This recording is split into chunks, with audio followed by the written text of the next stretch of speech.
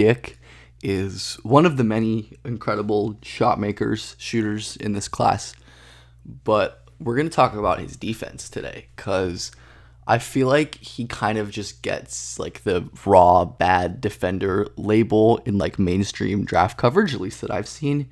And I really think that's one, just like not true at all. And I think his defensive profile is really interesting and nuanced. So let's dive into Grady Dick's defense today. And we'll start with the negative. I feel like all you hear is like, oh, he just gets back cut a lot, which is true. His awareness is definitely one of his like weak points. And I don't necessarily think it's a motor problem, as we'll get into, but he really just like is oblivious a lot of time to actions going on behind him, especially in terms of just like ball watching and not being aware of backdoor cuts. This is like an interesting possession where a lot of good and bad. He's a really great communicator. You see him pointing. He's active. He's moving his feet. He's moving his hands. He's switching. He's denying out. But when it comes down to it, he ends up getting back cut because of his lack of awareness. And this isn't really an awareness play. This is more of like a lack of first step kind of play where Grady kind of reacts like right away. But that first initial step is so slow and covers very little ground that he isn't able to get back into that play. His lateral agility isn't so bad, as we'll get to, but just like this like north-south quickness, which is a similar issue on offense, is not that great and doesn't help him when the awareness already compounds. But as I mentioned before, I think it's not an effort thing, because oftentimes when he gets beat or like loses a guy, again, right here in transition, he should be picking up his man, like he should be picking this guy up, cutting to the rim. But he's able to recover here and make a really impressive block hanging in the air. His leaping is great. He's like kind of slow in terms of like foot quickness, but his verticality is awesome. His length, his quick leaping. Look at him hang in the air, like past this pump fake and still block this on the way down just because of how long he can stay in the air. And I think he saves that as well. Again, he kind of gets, this clip got cut off, but he like got stuck on this screen, but sprints back into this play to nab a steal and keep it in bounds as well. And his defending from disadvantage is actually really good, which is an interesting like couplet of traits. Like I can't think of another defender who is like so lacking in awareness, but also had such great like instincts and reaction, and was like so good at covering ground and making up for like mistakes, whether they're his own mistakes or his teammates' mistakes. Where Grady will like make a huge two-handed pin block rotation, like a beautiful, beautiful play, or he'll wall up on the ball, use his length to swat a play like that. His length is really one of his most important tools, and it's not just like the length itself, it's how functional he is, how good he is with his hand placement, as we'll get to, is really his special stuff, is his hands, is the way he uses his arms to disrupt on defense. Again, the lateral movement here, not too bad. He sticks in front of this defender, and he's able to block with length. Again, we'll have another one of those later. His hand placement is the special thing about Grady's defense, and one of the reasons why I'm pretty high on his defensive profile overall. Grady's hand placement on deflections, on steals, on blocks is so accurate. He's so good digging, and like I said here, he's able to block this shot on the way up. A lot of players, will go vertical, try to, stop and maybe risk committing a foul, but nope, Grady's going to swipe it away before that play can even kind of commence or begin. He's so good at poking away balls from behind, even when he takes like a bad angle here. Again, like the technical problems are there, but for most like really great, high offense freshmen, like these are common issues. These technical defensive things like taking bad angles here, or just, not sliding. But like the thing is, like he can get away with it because of how great his hands are. He's so good at poking out balls from behind, and his reaction speed is just phenomenal. Always really heady around the ball.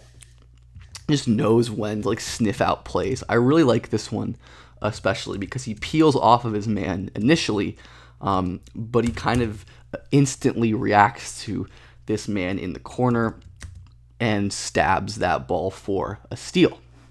His deflection like numbers on these digs are also ridiculous. He is so good timing his stunts, moving his hand in just the right spot to get these steals and to disrupt these plays.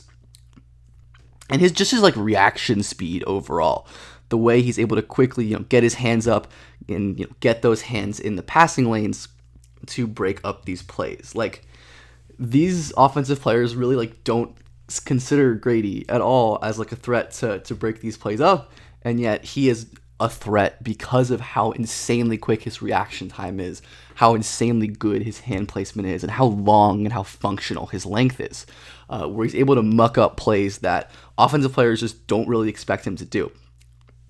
This is a ridiculous block, again, just with his length, where I think some of the lateral movement, again, when the technique is good, is impressive, where he's able to stop on a dime closing out, slide. This is actually more of like a turn and chase than a slide, which is going to be something Gradey probably is relies on a lot, is like Klay Thompson style turn and chase defense with his length, and is just overwhelming this defender with his length. Look how like there is no chance of this guy, this offensive player, sorry, getting his shot off right there, just because of how disruptive Gradey's length is. And this comes into play in the post, where 6'8", long, is able to be physical and swipe his arms down at the perfect time to grab these steals. The timing is just so impressive. Gradey doesn't like swipe right away. He stands with his hands straight up. He's defending straight up, and then once he knows the double is coming, once he sees this offensive player, this post player turning, once he sees the ball, you can see the ball like peek through just right there, and right when he exposes that ball, Gradey swipes his hand down and nabs that steal. It's just really special stuff, and like how consistently good he is, how consistently he avoids fouling, or just avoids being out of position as well. Again, like the on-ball defense is going to need work. Let's get into more of the technical stuff, where I think rather than just pure foot speed issues, a lot of it is like being overly reactive, where because of his lower end lateral quickness, especially against small quick guards like Marcus Carr, he's like very jumpy and will try to guess like where his defender's gonna go and what he's gonna do. And because of these like overreactive bites, he's just very susceptible to getting beat. Like he bites way too hard on this jab step, like hops to the left because he's like anticipating a cutoff. Like this is like, there is a lot of like, especially early career Klay Thompson in his defense, I think, who I should have like pulled clips for this, but we'll use this kind of technique to like hop in front of a driving lane. And if you're right, like you are going to cut off that drive and stonewall it. But if you're wrong, and if you're playing like a really good guard who's good at changing directions and reading defenders' angles and leverages, you're going to get cooked every time. And that's kind of the big issue with Gradey. Again, he ends up like making a really good contest here. I don't think this should have been a foul. Like he again just like swallows this up with his length.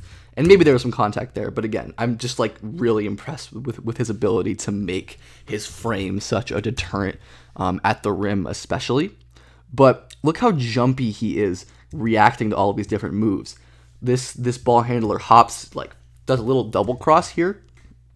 And this like left to right cross is not very threatening. Like he doesn't get low. There isn't really any dynamism here. He's not creating a lot of space, but Gradey still jumps this way as if there's going to be a drive to the right, and that gets him burned here as well. But these, I think, are fixable.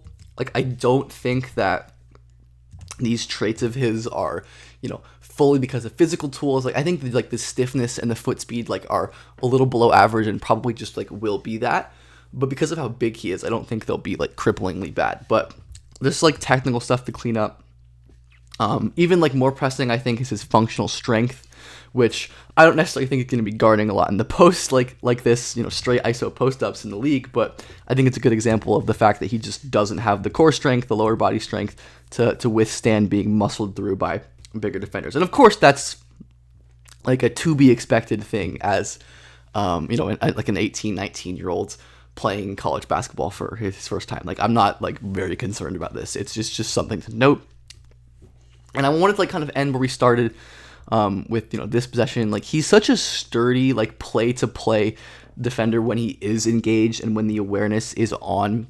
When there aren't like actions going behind him and stuff like that, which is the big concern area where he needs to improve. He's really effective, again, being active, contesting, using his hands. Look at him kind of scanning here, being aware of his guy. Again, we see a beautiful dig to stunt.